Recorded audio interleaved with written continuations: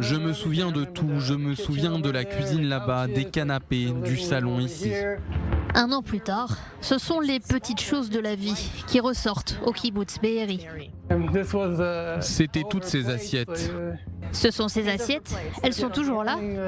On dit qu'elles ne peuvent pas se casser, mais elles peuvent fondre. Il s'avère que tout ce qui se trouve dans cette maison peut fondre, y compris ce qu'on appelle la pièce sécurisée.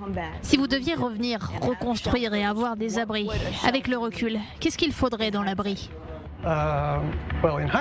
Avec le recul, il faudrait une vraie porte en métal, comme celle d'un abri anti-atomique, et non pas une pièce sécurisée. Mais nous espérons qu'à l'avenir, nous n'aurons plus besoin d'abri pour nous cacher des roquettes ou des terroristes. Un message d'espoir de Dotan Navé, qui a grandi dans le kibbutz Be'eri. Il se souvient encore d'une époque où sa communauté n'avait pas besoin de s'abriter des roquettes. Ces 20 ou 30 dernières années, l'escalade de la situation à Gaza est devenue vraiment difficile à accepter. Je me souviens de l'époque où c'était mieux. Ma grand-mère et mon père me racontaient tout le temps comment ils allaient à Gaza pour faire leur marché. Cette réalité, il n'est pas sûr qu'elle reviendra un jour. Vous avez parlé de ce sentiment de coexistence, ce sentiment de paix, de tous les kibbutzim ici. Vous avez toujours cet espoir et ce sentiment. Ça a beaucoup changé parce que nous ne pouvons plus vraiment faire confiance aux habitants de Gaza, c'est clair. Je dois garder espoir car je sais que personne n'ira nulle part, mais il est vraiment difficile de faire confiance à quelqu'un qui soutient ce qui a été fait ici.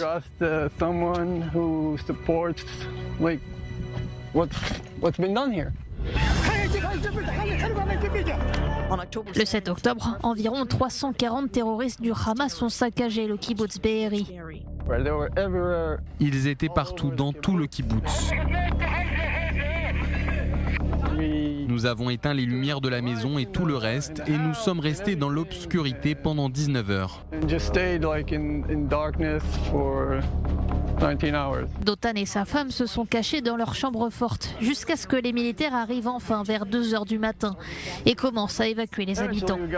Nous avons fini par sortir et la première chose que j'ai faite a été d'essayer de voir ce qui était arrivé à mon père parce que nous ne savions rien depuis le matin. Le père de Dotan, Mordechai Navé, 76 ans, a quitté sa maison pour aller voir sa compagne, Yona Fricker, qui ne pouvait pas fermer la porte de son abri. Mais en chemin, il a été blessé par balle et s'est caché sur ce chantier de construction. Vous pouvez voir le sang sur les murs ici, c'est probablement le sang de mon père.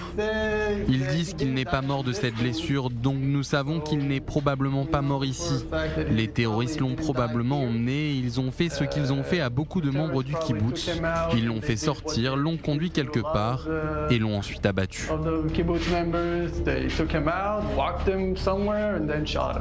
101 résidents de Be'eri ont été assassinés ce jour-là. 32 ont été pris en otage. Notre famille a été profondément touchée et brisée. 12 personnes ont été touchées dans ma famille, 9 ont été kidnappées, 3 ont été assassinés. 10 résidents de Be'eri sont toujours otages à Gaza, un an plus tard. Y compris le beau-frère de Yuval Haran, Tal Shoham. Notre vie s'est figée le 7 octobre parce que tout le monde a recommencé à parler de politique. En Israël, qu'il s'agisse de la droite ou de la gauche, dans le monde, les gens ont commencé à parler du conflit israélo-palestinien. Pour l'instant, la communauté s'est réinstallée dans le kibbutz Hatzerim, à environ 30 km au sud-ouest. Mais Dotan n'est pas sûr de pouvoir revenir un jour à Be'eri. Nous n'avons pas encore décidé parce que nous ne savons pas encore quel sera le résultat de toute cette situation. Nous avons le temps d'y réfléchir pendant que nous sommes à Hatzerim pour quelques années. Nous savons que tant que les terroristes seront occupés par Tsahal, ils ne reviendront pas ici. Une fois que Tsahal aura quitté Gaza, nous ne savons vraiment pas ce qui pourrait arriver. Un an plus tard, aucun sentiment d'apaisement. Les cicatrices de ce samedi noir sont visibles dans tous les recoins du kibbutz Be'eri. Il y a beaucoup de maisons qui sont encore pleines de marques de brûlures. C'est comme si rien n'avait vraiment changé. Je veux dire qu'ils ont nettoyé quelques-unes des maisons qui ont été détruites, mais on a toujours l'impression d'être le 10 octobre.